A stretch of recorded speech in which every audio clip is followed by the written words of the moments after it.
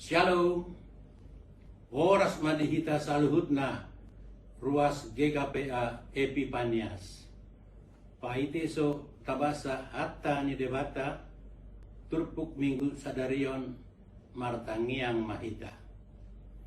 Songon hata ni debata, natar surat di Haruruar 20 ayat 25. Muda disombah hamu au, Tuhan debatamu, pasu-pasuot kumahamu, pasikop si panganon, doot si inumon munu, jana padaot kuma, nyai sian hamu.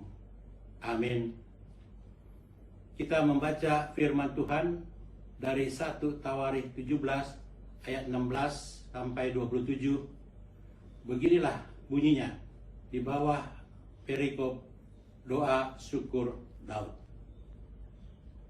Lalu masuklah Raja Daud ke dalam.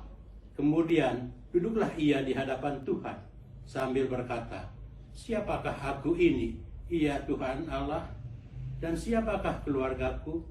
Sehingga Engkau membawa aku sampai sedemikian ini? Dan hal ini masih kurang di matamu, ya Allah. Sebab itu Engkau telah berfirman juga tentang keluarga hamba-Mu ini dalam masa yang masih jauh, dan telah memperlihatkan kepadaku serentetan manusia yang akan datang, ya Tuhan Allah. Apakah lagi yang dapat ditambahkan Daud kepadamu dalam hal Engkau memuliakan hamba-Mu ini? Bukankah Engkau yang mengenal hamba-Mu ini? Ya Tuhan, oleh karena hamba-Mu ini dan menurut hati-Mu, Engkau telah melakukan segala perkara yang besar ini dengan memberitahukan segala perkara yang besar itu. Ya Tuhan, tidak ada yang sama seperti Engkau, dan tidak ada Allah selain Engkau, menurut segala yang kami tangkap dengan telinga kami. Dan bangsa manakah di bumi seperti umat-Mu Israel, yang Allahnya pergi membebaskannya menjadi umat-Nya, untuk mendapat nama bagi-Mu dengan perbuatan-perbuatan yang besar dan dahsyat, dan dengan menghalau bangsa-bangsa dari depan umat-Mu yang telah Kau bebaskan dari Mesir. Engkau telah membuat umat-Mu Israel menjadi umat-Mu untuk selama-lamanya, dan Engkau, ya Tuhan, menjadi Allah mereka.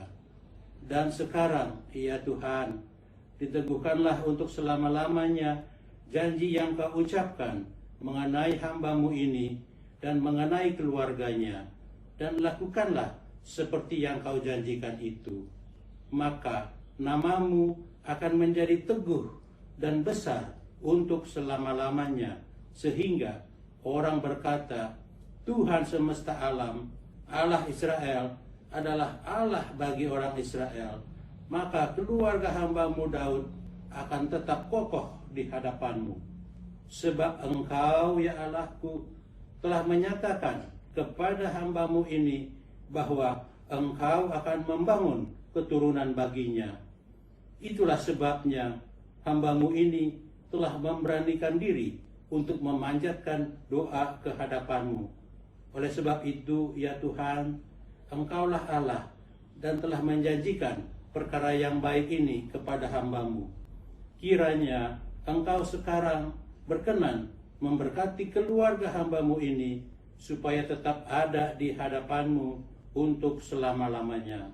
Sebab apa yang Engkau berkati, ya Tuhan, diberkati untuk selama-lamanya. Amin. Taparadema endeta lahu menyambut firman Tuhan.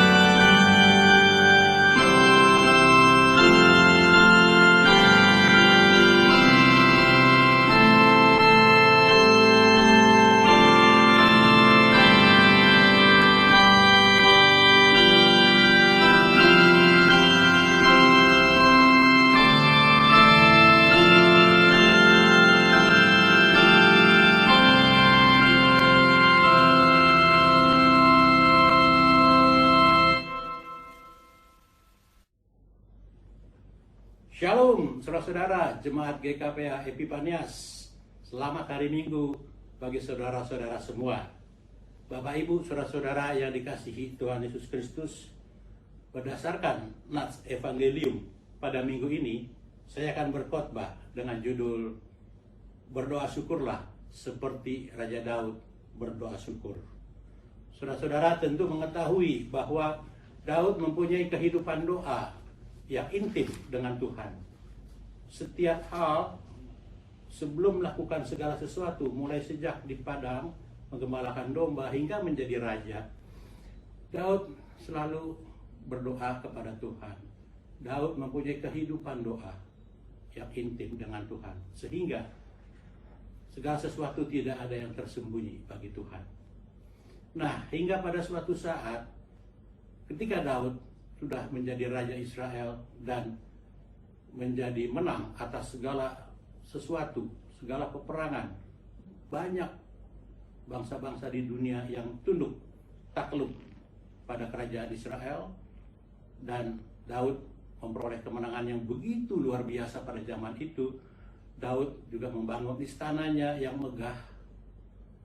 Daud terketuklah hatinya untuk membangun bait suci untuk tempat tabut Allah di dalam bait suci itu yang selama ini masih ada di dalam kemah. Nabi yang melayani umat Israel pada saat itu, Nabi Nathan, dipakai oleh Tuhan untuk menyampaikan kepada Raja Daud bahwa Tuhan bersukacita atas keinginan dari Raja Daud membangun bait suci. Dan Tuhan menyampaikan kepada Nabi Nathan untuk menyampaikan kembali kepada Raja Daud bahwa yang akan membangun bait suci adalah keturunannya Daud, yaitu Raja Salomo. Sebab Daud dikatakan Tuhan adalah prajurit dan banyak menumpahkan darah orang. Karena itu Tuhan berkenan keturunan Daud, Salomo, yang akan membangun bait suci. Daud bersukacita karena begitu banyak puak-puak atau kaum-kaum Israel pada saat itu, sudah jutaan.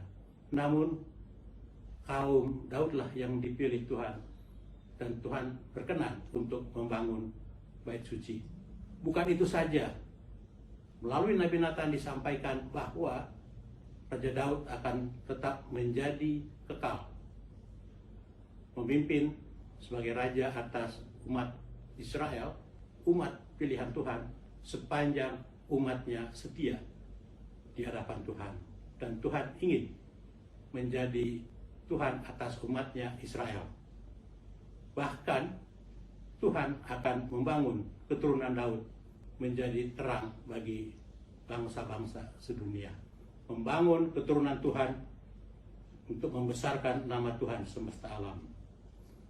Saudara-saudara, sebagaimana dahulu Raja Daud berdoa syukur atas janji-janji Tuhan itu melalui Nats 1 Tawarikh 17 ayat 16-27 pada Minggu Rogate, yang artinya doa ucapan syukur ini, Tuhan menginginkan saudara-saudara sebagai umat percaya pada masa sekarang, terlebih saudara-saudara sebagai jemaat GKPA Epifanias yang saat ini merindukan untuk dapat memiliki tempat ibadah sendiri yang menetap.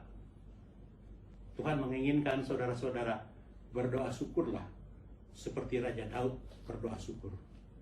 Timbul pertanyaan, mengapa saudara-saudara harus berdoa syukur seperti Raja Daud berdoa syukur? Saudara-saudara, jikalau kita membaca dan mempelajari dengan seksama Nats 1 Tawarikh 17 ayat 16-27 ini dengan baik-baik serta nats lainnya yang terdapat dalam Alkitab, maka kita akan menemukan paling tidak ada 3 sebab, ada 3 alasan mengapa saudara-saudara harus berdoa syukur seperti Daud berdoa syukur. Yakni yang pertama, karena Allah ingin memberkati saudara-saudara. sebagaimana ayat 16, 19, 16 sampai 19 dan ayat 27. Yang kedua, karena Allah ingin membuat saudara-saudara menjadi jemaatnya, sebagaimana dimaksud ayat 20 sampai 23. Dan yang ketiga adalah karena Allah ingin membangun umat yang kokoh, sebagaimana dimaksud ayat 24 sampai 26. Saya berharap usai khotbah ini saudara-saudara akan semakin memahami mengapa saudara-saudara sekeluarga harus berdoa syukur seperti Raja Daud berdoa syukur, dan pada akhirnya membawa perubahan ke depannya. Amin. Saudara-saudara, ada 3 sebab mengapa saudara-saudara harus berdoa syukur seperti Raja Daud berdoa syukur. Yang pertama adalah karena Allah ingin memberkati saudara-saudara. Saya akan membacakannya dalam ayat yang ke-27. Beginilah bunyinya. Kiranya engkau sekarang berkenan memberkati keluarga hambamu ini, supaya tetap ada di hadapanmu untuk selama-lamanya. Sebab apa yang engkau berkati ya Tuhan, diberkati untuk selama-lamanya. Amin. Saudara, sebagai jemaat Tuhan, pasti saudara-saudara punya kehidupan doa. Dalam nats epistel kita, dalam Lukas, disebutkan bahwa ketika ada seorang janda dan seorang hakim yang tidak benar, dikatakan perumpamaan itu oleh Tuhan Yesus, janda ini tidak jemu-jemu berdoa. Maksudnya, sebagai umat, kita harus tidak jemu-jemu berdoa kepada Tuhan. Seperti janda ini yang tidak jemu-jemu selalu mendatangi hakim ini. Pada akhirnya, hakim ini membenarkan dia perkaranya. Seperti itulah kita hendaknya mempunyai kehidupan doa. Kehidupan doa itu berbeda dengan kebiasaan doa. Kebiasaan doa baik, seperti anak-anak kita ajarkan doa sejak kecil yang terus-menerus doanya, contohnya met-met, awon, bainnya, surokakon, sasada ojis, dongatku tok-tok. Amin. Terus menerus itu namanya adalah kebiasaan doa. Tapi kalau kehidupan doa itu adalah yang terus menerus kita berdoa setiap ada persoalan, setiap ada kesukacitaan, setiap hal. Contohnya Daud. Daud demikian, ketika di padang dia bersyukur pada saat ini, dia mengingat segalanya ketika di padang bagaimana Allah membawa dia dari padang gembala, menggembalakan kambing dan domba, hingga menjadi raja hingga saat itu. Memberkati pula keturunannya. Dia bersyukur. Bagaimana caranya? Kehidupan doanya Daud, dia masuk dikatakan di ayat yang ke-16. Lalu masuklah Raja Daud ke dalam, kemudian duduklah ia di hadapan Tuhan, sambil berkata, siapakah aku ini ya Tuhan? Seperti itulah hendaknya kita mempunyai kehidupan doa langsung dengan Tuhan. Tidak mesti kita tampilkan di depan orang banyak bahwa kita seorang yang berdoa kepada Tuhan. Lalu apa saja yang didoakan? Saya hendak menyampaikan kepada kita, yaitu dengan doa Bapa kami. Matius 6 ayat 9 sampai 13. Perhatikan. Dimulai dengan Bapa kami yang di sorga, dikuduskanlah namamu, datanglah kerajaanmu, jadilah kehendakmu di bumi seperti di sorga. Itu adalah untuk puji-pujian. Bapa kami yang di sorga, dikuduskanlah namamu, memuliakan Tuhan. Lalu baru yang berikutnya, berikanlah kami makanan kami. Itu permohonan kan? Seberapa banyak? Secukupnya. Dan ampunilah kami. Itu permohonan kan? Apakah cukup dengan mengampuni? Tidak. Ampunilah kami seperti kami mengampuni orang yang bersalah kepada kami.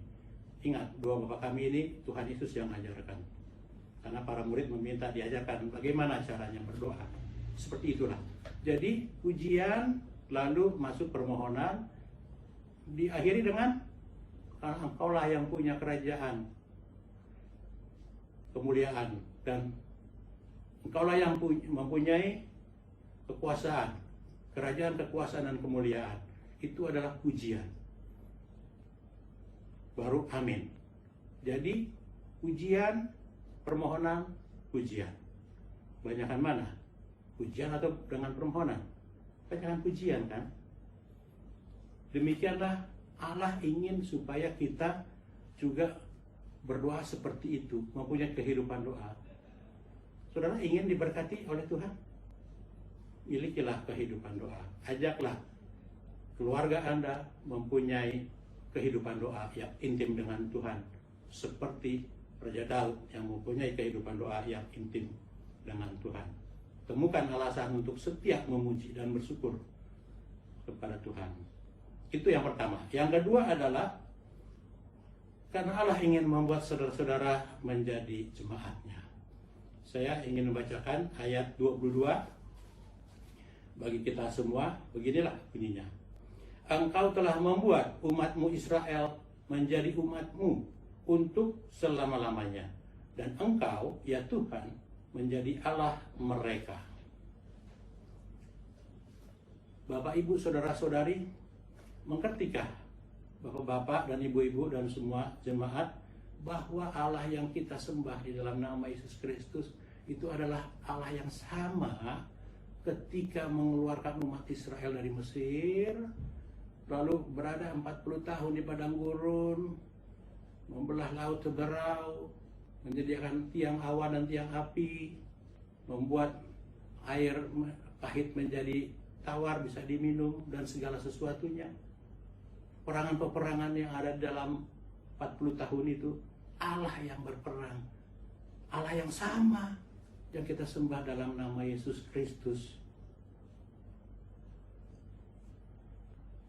Allah yang perkasa itu, yang sekarang setia menolong kita, mau menolong kita seperti Allah yang mengasihi kita. Allah ingin bahwa kita menjadi umatnya yang setia. Sebagai contoh, seketika Tuhan Yesus di dalam Yohanes 21 ayat 16 bertanya kepada muridnya Petrus, apakah engkau mengasihiku? Ya Guru, aku mengasihimu, gembalakanlah domba-dombaku. Tanyakan 3 kali, apakah engkau mengasihiku? Iya Tuhan, aku mengasihimu. Terakhir Petrus menjawab, lalu Tuhan Yesus katakan, gembalakanlah domba-dombaku. Artinya bahwa Allah mengasihi kita seperti Allah mengasihi Petrus. Allah mengasihi kita. Allah ingin kita menjadi umatnya dan menggembalakan domba-dombanya, yaitu menggembalakan umat-umatnya. Karena itu, kerinduan saudara-saudara untuk mengadakan suatu tempat ibadah yang tetap, itu adalah kerinduan Tuhan juga. Karena Tuhan ingin membuat saudara-saudara menjadi jemaatnya. Jemaatnya menjadi gembala-gembalanya supaya menggembalakan domba-dombanya. Jangan ragu, terus maju, semangat. Mengandalkan Tuhan, karena Tuhan yang menginginkan pekerjaan saudara ini menjadi terwujud. Karena ini adalah bagian dari pekerjaan dan perintah Tuhan. Amin. Lalu alasan yang ketiga, mengapa saudara-saudara harus berdoa syukur seperti Raja Daud berdoa syukur, adalah karena Allah ingin membangun umat yang kokoh di hadapannya. Saya akan membacakan ayat yang ke-24. Maka namamu akan menjadi teguh dan besar untuk selama-lamanya, sehingga orang berkata, Tuhan semesta alam, Allah Israel adalah Allah bagi orang Israel. Maka keluarga hambamu Daud akan tetap kokoh di hadapanmu. Amin. Benarlah Bapak Ibu Saudara-saudari, bahwa rancangan Tuhan itu tidak sama dengan rancangan manusia. Termasuk Raja Daud yang tidak mampu menjangkau ke depannya dari keturunan-keturunannya apa maksud Tuhan membangun keturunannya, supaya Tuhan memegahkan, supaya umat Tuhan memuliakan Tuhan sebagai semesta alam. Ini janji Tuhan yang ingin membangun Bani Daud hingga menjadi juru selamat manusia, yaitu Yesus Kristus. Saudara masih ingat ketika di gerbang Yeriko ada seorang pengemis buta bernama Bartimeus? Begitu mendengar rombongan Tuhan Yesus bersama para muridnya keluar dari gerbang Yeriko, dia yang buta dan mendengar demikian, yang lewat adalah rombongan Tuhan Yesus, dia langsung bangkit dan berteriak, "Yesus Kristus anak Daud, kasihanilah aku. Yesus Kristus anak Daud, kasihanilah aku." Meskipun para murid menghalaunya dan mencegahnya untuk bertemu dengan Tuhan Yesus ataupun mendekati, tapi dia terus berteriak, "Yesus anak Daud, kasihanilah aku." Tuhan Yesus yang mendengar lalu menghampirinya dan menanyakan, "Apakah yang engkau hendak aku perbuat bagimu?" Lalu apa? Bartimeus dengan fokus, dia tidak meminta segala sesuatunya, kekayaan ataupun hal-hal yang lain. Dia fokus kebutuhan dia. Apa? "Buatlah mataku bisa melihat, ya Tuhan." Dan dicelikanlah oleh Tuhan, "Imanmu lah yang menjadikan segala sesuatu ini." Dan celiklah dia dapat melihat, karena dia fokus. Demikian saudara-saudara yang ingin membangun tempat ibadah sendiri, tempat Tuhan, tempat bait suci untuk memuliakan nama Tuhan, fokus bahwa yang akan saudara-saudara bangun ini adalah gereja, yaitu di mana Yesus Kristus adalah sebagai kepala gereja. Jadi fokuskan tujuan itu untuk memuliakan nama Tuhan.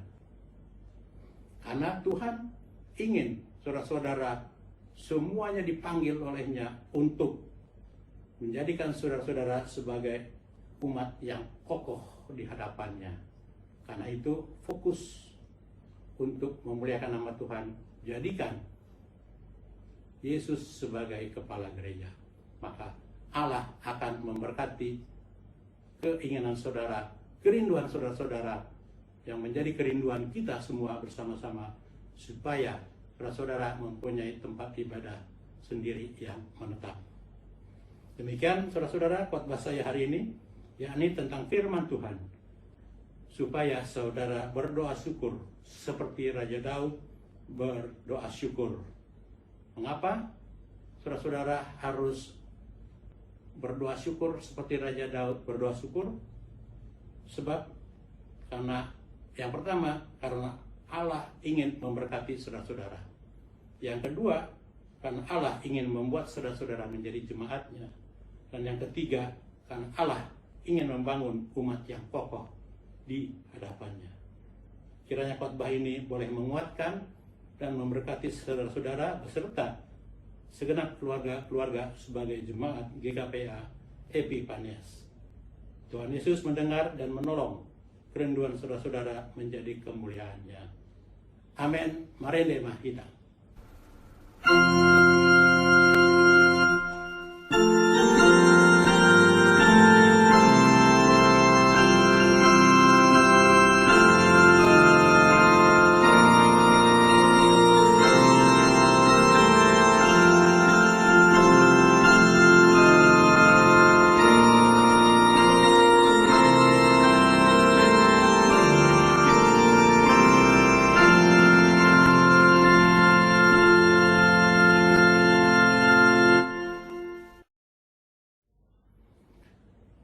Mari kita berdoa.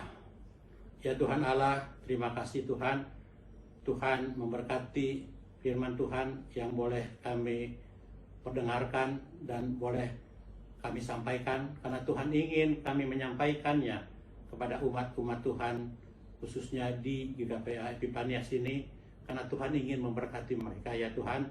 Karena itu terima kasih atas firman Tuhan pada hari ini, yaitu supaya kami semua berdoa syukur seperti Raja Daud berdoa syukur, karena Tuhan ingin memberkati segenap kami, karena Tuhan ingin membuat kami menjadi jemaat-jemaat Tuhan, dan karena Tuhan ingin membangun umat yang kokoh di hadapan Tuhan. Karena itu yalah Bapa, berkati jemaat Tuhan di GKP Epifanias ini ya Tuhan, karena mereka merindukan untuk mempunyai tempat ibadah sendiri yang menetap ya Tuhan. Sebagaimana Tuhan ketahui keadaan mereka saat ini, kiranya Tuhan berkenan memberkati kerinduan mereka, sehingga mereka boleh semakin mengucap syukur dan menjadikan Tuhan sebagai kepala gereja. Kerinduan mereka seperti kerinduan Raja Daud yang ingin membangun bait suci ya Tuhan. Tuhan berkati mereka, padukan segala energi dan kemampuan mereka. Kami percaya Tuhan yang maha mengetahui, Tuhan yang maha memiliki segala sesuatu, Tuhan yang akan mencukupkan segala keperluan untuk memenuhi kerinduan mereka, memuliakan nama Tuhan dengan lebih fokus ya Tuhan. Kami juga berdoa untuk segenap orang tua dan saudara-saudara daripada jemaat-jemaat GKP Epifanias, baik yang di kampung, di Bonabulu maupun di perkotaan. Ya Tuhan, berkati segenap saudara-saudara kami, sanak saudara, semuanya untuk kesehatan dan kekuatan serta kesabaran ya Tuhan di dalam menjalani kehidupan, khususnya sehubungan dengan pandemi ini ya Tuhan. Kami percaya segala sesuatu tidak ada yang Tuhan tidak ketahui, sebab firman Tuhan berkata, seutas rambut pun jatuh dari kepala kami, Tuhan mengetahuinya. Karena itu kami memohon, kami percaya Tuhan memberkati kami semua, Tuhan memberkati saudara-saudara kami semua, bahkan bangsa Indonesia juga Tuhan berkati, boleh melewati masa-masa pandemi ini ya Tuhan dengan mengandalkan pertolongan Tuhan saja ya Tuhan, sehingga pakailah bangsa kami menjadi bangsa yang boleh menjadi garam dan terang bagi seluruh dunia Tuhan. Terima kasih ya Bapak, berkati pemerintah kami, Bapak Presiden Jokowi dan Bapak Wakil Presiden Ma'ruf Amin, segenap jajarannya, menteri dan kabinet, bahkan sampai aparat-aparat yang terkecil, aparat desa, RT, RW, RT, dan keluarga-keluarga, Tuhan berkati, semua kami bersatu padu, semuanya untuk memuliakan nama Tuhan. Ampuni dosa, kesalahan, pelanggaran kami ya Tuhan, sehingga rencana indah Tuhan, rencana damai sejahtera Tuhan tidak terhalang untuk memberkati kami. Di dalam nama Yesus kami berdoa. Amin.